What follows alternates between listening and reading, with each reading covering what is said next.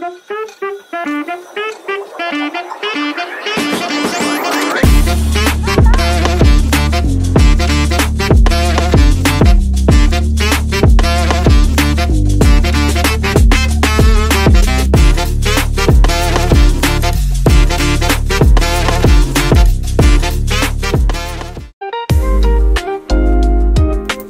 guys!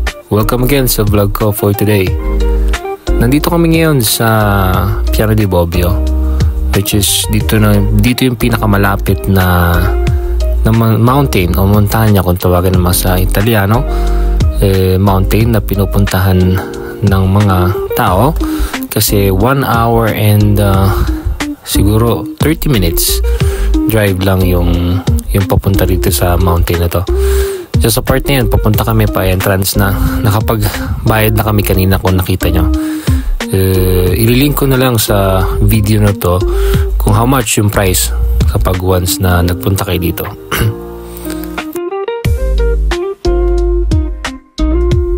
So yun nga,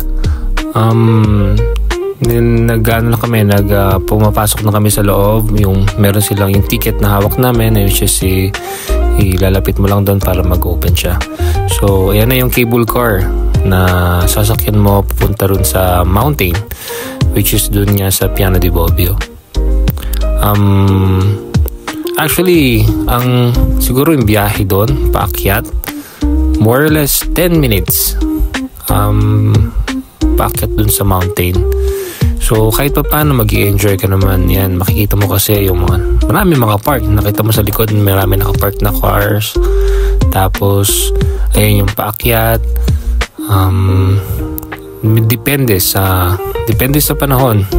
Sa time na yan, nung nagpunta kami, hindi pa masyadong malakas ang snow. So kaya hindi niya pa siya masyadong makikita talagang snow. Pero last 2 years, kung hindi ako nagkakamali, yan, may snow na siya. Yan, sa part na yan, napakaraming tao kasi nga yung nagpunta kami ng time na yan, if I may, sa natatandaan ko, it's Saturday. So walang pasok lahat sa school, so lahat ng mga tao nasa vacation that time.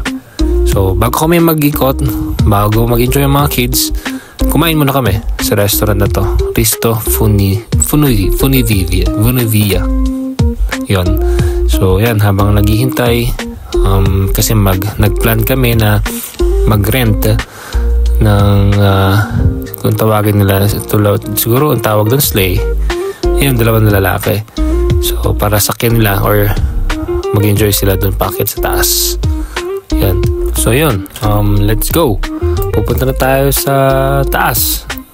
Maglalakad na tayo paakyat ng konti doon sa taas kung saan nagpupunta rin yung mga tao para mag-ski.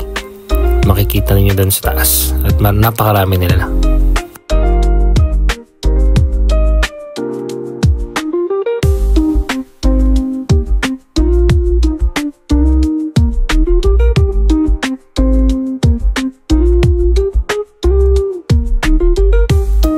So yun, sa part na yan, naglalakad na kami paakyat. Hindi naman siya ganun kalayo. So kahit pa paano naman, habang naglalakad, nag-enjoy yung mga kids. Katulad yan, nagbabuild siya ng snow niya, tapos babato niya sa kapatid niya minsan.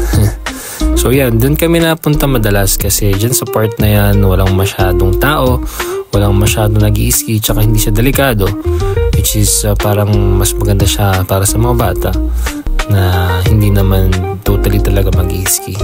So yan, ito yung view. Actually, makyat pa ako dyan sa pinakatuktok, so para lang may pakita sa inyo yung mismong bundok. Napakaganda ng view, ng panoramic view kung tawagin. Nandiyan, kitang-kita mo talaga yung view sa taas. So yan.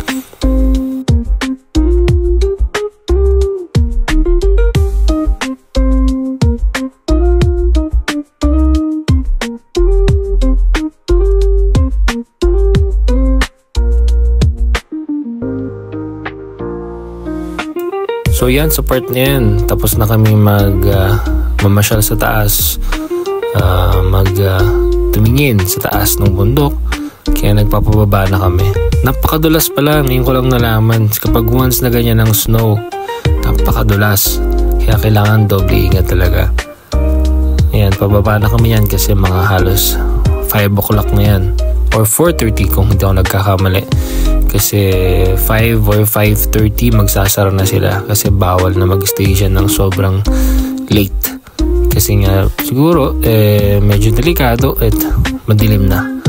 Kaya lahat sila halos nagpupuntahan na sa baba para sumakay na dun sa cable car.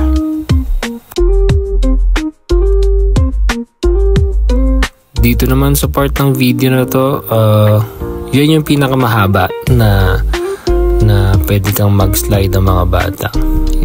Parang pinakadulo siya eh. So hindi na siya dinadaanan talaga ng mga nag-i-ski.